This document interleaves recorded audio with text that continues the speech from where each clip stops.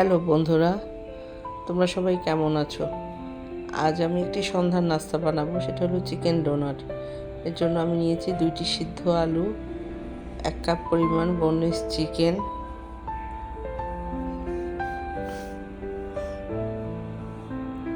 আর cornflour নেব আমি 1 table চামচ,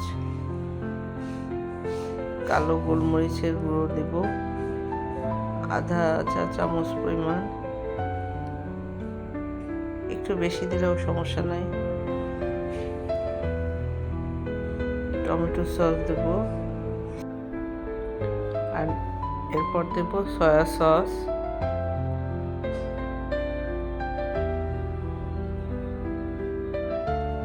তারপর 2টি কাঁচামরিচ, ঝাল যে যেভাবে খায়, আর সামান্য আধা চা চামচ পরিমাণ শুকনো মরিচের গুঁড়ো, তারপর লবণ আন্দাজ মতো, তারপর দেবো আদা রসুন পেস্ট,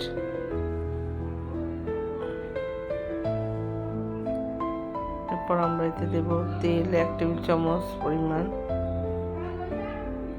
আর লাগবে আমাদের 2 টুকরো পাউরুটি স্লাইস।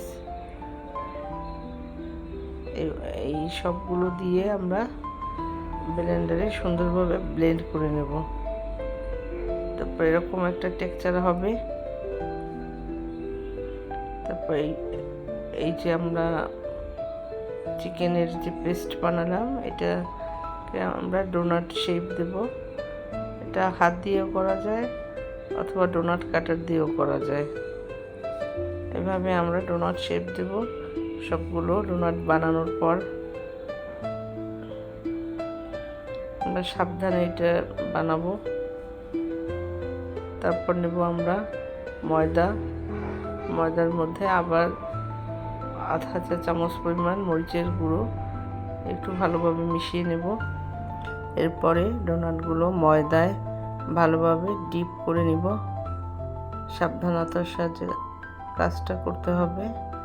তারপর ডিমের গোলার মধ্যে আবার চুবিয়ে আবার আমরা বিস্কুটের গুঁড়ার মধ্যে আবার এটাকে ডিপ করে নেব।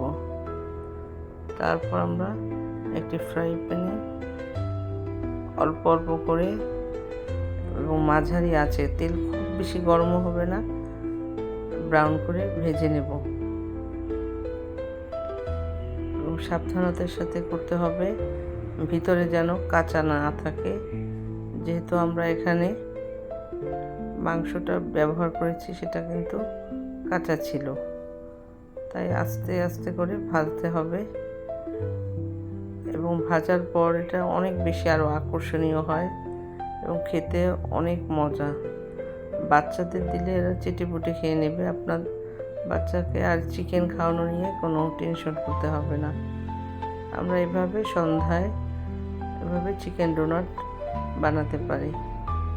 ভালো লাগলে কমেন্ট করে জানাবেন। ধন্যবাদ।